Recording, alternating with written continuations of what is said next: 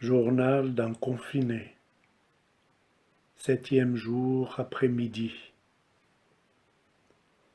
Malgré le soleil, la température a baissé. Malgré le printemps, l'hiver est encore là. Tout à l'heure, j'ai voulu écouter de la musique. J'ai regardé un moment les CD. J'ai pris quelques-uns pour les regarder de plus près, sans pouvoir faire un choix, sans savoir même si je voulais écouter de la musique. Le silence autour était si plein, si entier, que je n'étais pas sûr que la musique puisse trouver sa place. Je n'étais pas sûr que la musique puisse se frayer un chemin jusqu'à l'audible. Je me suis demandé comment les notes allaient-elles se déployer dans l'immensité de l'espace. Comment allait-elle survivre dans cette spatialité sans autre bruit?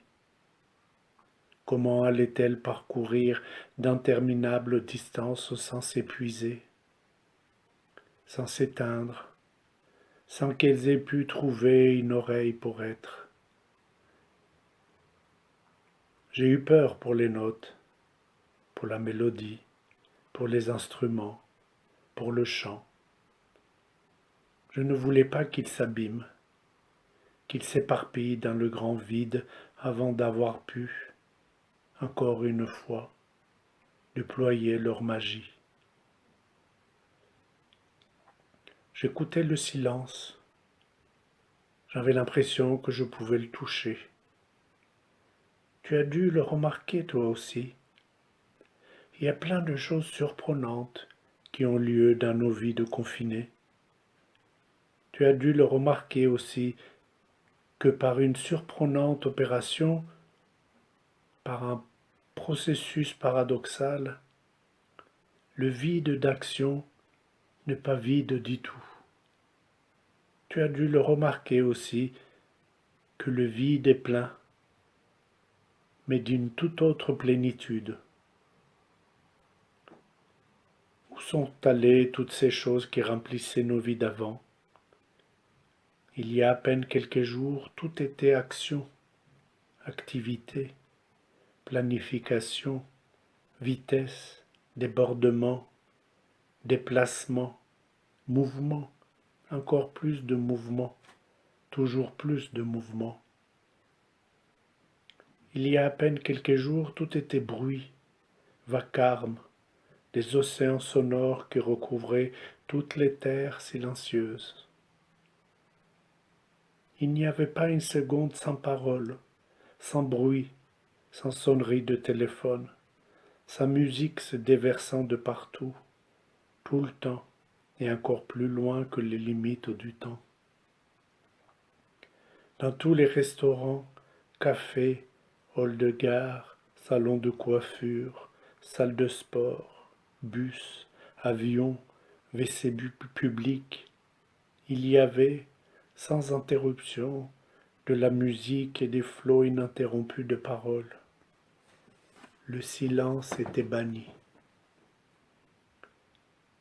Je me demande maintenant, alors que je me tiens derrière la fenêtre, comment pouvions-nous parler autant? J'ai toujours été fasciné, moi qui ne parlais pas beaucoup, de cette parole qui s'auto-entretient, qui s'auto-alimente pour ne jamais s'arrêter. J'étais frappé de cette parole qui ne parle que pour s'écouter, nourrissant ainsi un ego barricadé, un ego sans limite, ayant toujours besoin de plus pour exister. Toujours plus de paroles, toujours plus de soucis, de préoccupations, toujours plus de distractions, de loisirs, des voyages, toujours plus d'images avec du sang et du sexe, toujours plus de musique, n'importe quelle musique, n'importe quelle culture, exposition, théâtre ou cinéma, toujours plus, toujours plus. Tu sais, Je commence à avoir de la peine pour mon existence d'avant. Malgré le profond inconfort de la vie confinée qui est la mienne, malgré la réduction de l'espace de mon foyer derrière la fenêtre, je me demande comment était-ce possible pour chacun d'entre nous de suivre le rythme de la vie d'avant. Comment était-ce possible d'être le réceptacle de cette énorme masse de choses qui se déversaient sur nous, nuit et jour? Une personne, une toute petite personne, comment peut-elle être au courant de tout ce qui se passe sur la planète et de manière immédiate, instantanée? Comment peut-elle être si savante, connaître une impressionnante quantité de choses ou surtout, comment peut-elle suivre toute la vie culturelle, de lire tous les livres publiés, de voir tous les films, d'écouter toutes les chansons enregistrées et diffusées tout autour de la planète? Comment peut-elle être à la fois dans sa vie professionnelle, familiale, sociale, intime, tout en restant une seule personne, une toute petite personne? Tout à l'heure, j'ai voulu écouter de la musique, mais j'ai préféré écouter la musique du silence.